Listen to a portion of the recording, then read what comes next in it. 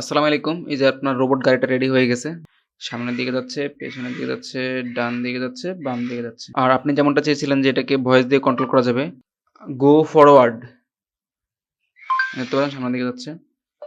গো backward, গো left, গো right. আচ্ছা, এখন আমরা দেখবো এটাকে কিভাবে সেট আপ করতে হয়। তো প্রথমে আপনারা চলে যাবেন হচ্ছে সেটিং থেকে ব্লুটুথে। ব্লুটুথে আসার পর এই যে অ্যাভেলেবেল ডিভাইসের জায়গায় SC06 দেখা যাবে, ঠিক আছে? এই যে SC06 এটাতে ক্লিক করবেন।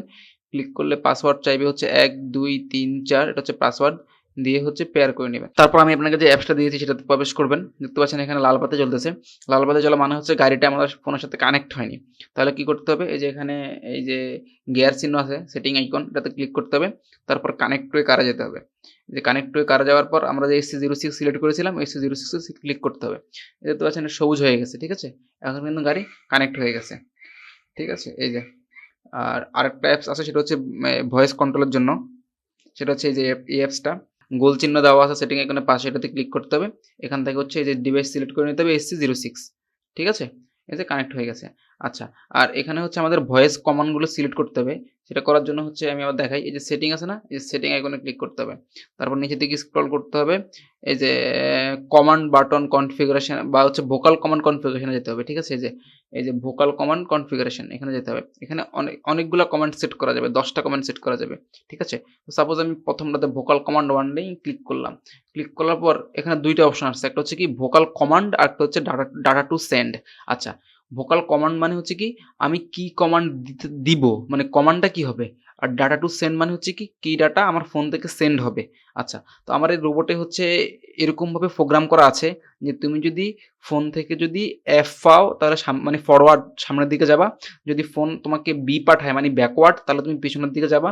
যদি ফোন তোমাকে এল পাঠায় মানে হচ্ছে লেফটের দিকে যাবা। যদি ফোন থেকে তোমাকে আর পাঠানো হয় তার মানে কি তুমি হচ্ছে রাইটের দিকে যাবা। তার মানে কি আমি কিন্তু চাইলেও কিন্তু ডাব্লিউ কে এগুলো পাঠাতে পারবো না। আমি 4টা জিনিস ফোন থেকে পাঠাতে পারবো। একটা কি ফরওয়ার্ড, ব্যাকওয়ার্ড, লেফট এবং রাইট, ঠিক আছে? তো আমি আমি দেখতে পারবেন, যেমন আমি এখানে কি ভোকাল কমান্ডে সিলেক্ট করেছি কি গো ফরওয়ার্ড, মানে কি আমি কমান্ডটা সিলেক্ট করেছি গো ফরওয়ার্ড। আমি এখানে যে কোনো কিছু সেট করতে পারি। আমি বলতে পারি গো অ্যাহেড, গো সামনের দিকে, মানে যে কোনো কিছু কমান্ড যে কোনো কিছু হতে পারে। কিন্তু ডাটা টু সেন্ডে কিন্তু মানে যে ডাটা টু সেন্ড মানে কি যে ডাটাটা আমার ফোন থেকে গাড়িতে যাবে সেটা হচ্ছে কি এফ, ঠিক আছে? এটা কিন্তু মানে স্মল লেটার এফ হবে, এটা কিন্তু চেঞ্জ করা যাবে না, ঠিক আছে? তাহলে গাড়ি সামনের দিকে যাবে।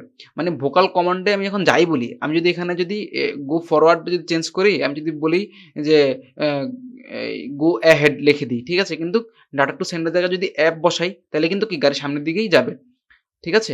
আচ্ছা, আবার ঠিক সেম ২ নম্বর কমান্ডে কি লেখা, যে গো ব্যাকওয়ার্ড, ব্যাকওয়ার্ডের জন্য ডাটা টু সেন্ড কি দিয়েছি বি, ঠিক আছে? আবার দেখেন ৩ নম্বরে কি দিয়েছি, ভোকাল কমান্ডে দিয়েছি গো লেফট, ঠিক আছে? যে গো লেফট, আর ডাটা টু সেন্ডে দিয়েছি এল।